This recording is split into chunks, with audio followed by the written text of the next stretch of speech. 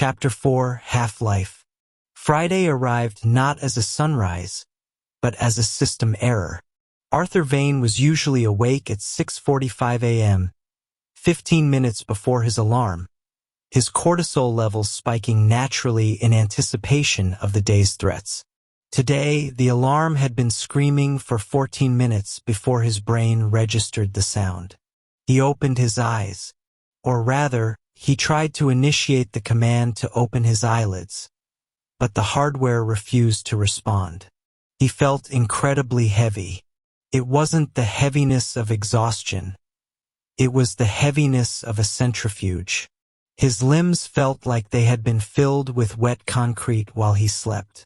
He rolled over, the motion clumsy and uncoordinated, and slapped the phone to silence the alarm.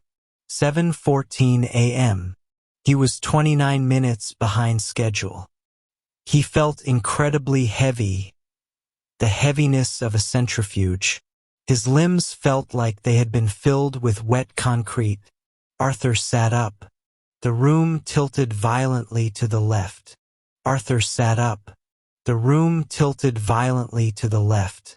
He gripped the edge of the mattress, waiting for the gyroscope in his inner ear to recalibrate.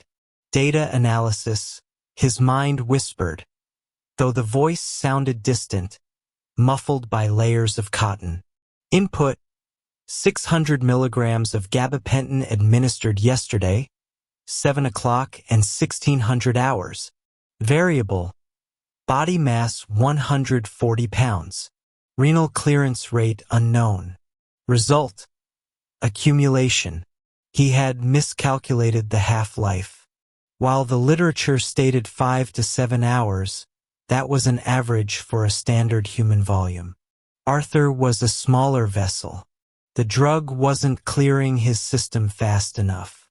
He was waking up with a toxic load still active in his blood. He stood up and immediately staggered, his shoulder checking the wall. Inefficient, he mumbled. His lips felt numb. He needed to be at the data entry center by 9 a.m. Miller was expecting the machine who had optimized the legacy files. Miller was expecting the calm, charming Arthur Vane.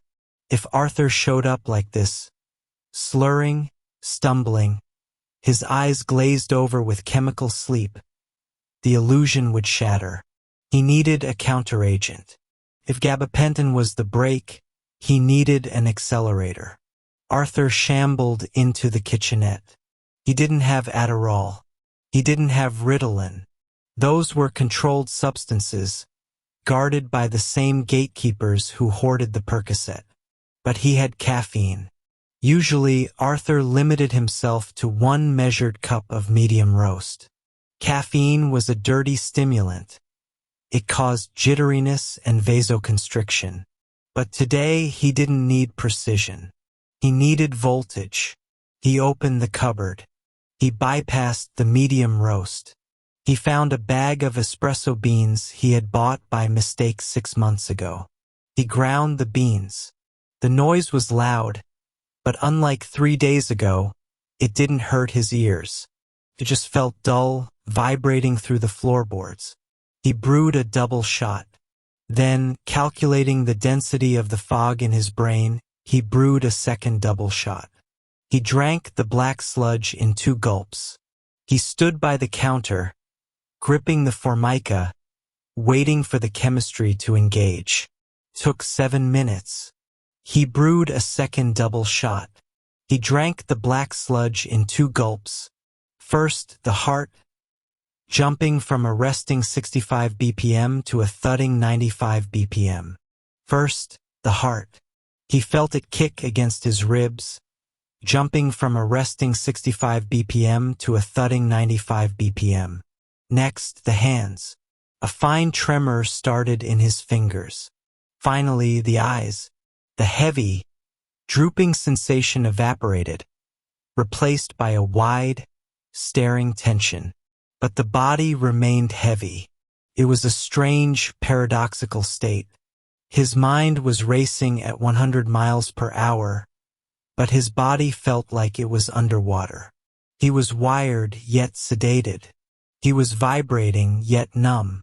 Suburban Speedball, a voice in his head supplied the term. He had read it on a forum once. The crude mixture of a depressant and a stimulant to achieve a localized equilibrium. The caffeine pushed him forward. The gabapentin held him back. He felt like he was driving a car with the parking brake on. System rebooted. It wasn't perfect. He felt physically uncomfortable. A sensation of jumping out of his skin, localized entirely in his chest. But he was awake. He looked at the clock. 7:45 a.m. He looked at the orange bottle. His schedule called for the morning dose of 300 milligrams right now. Logic dictated he should skip it. He was already groggy.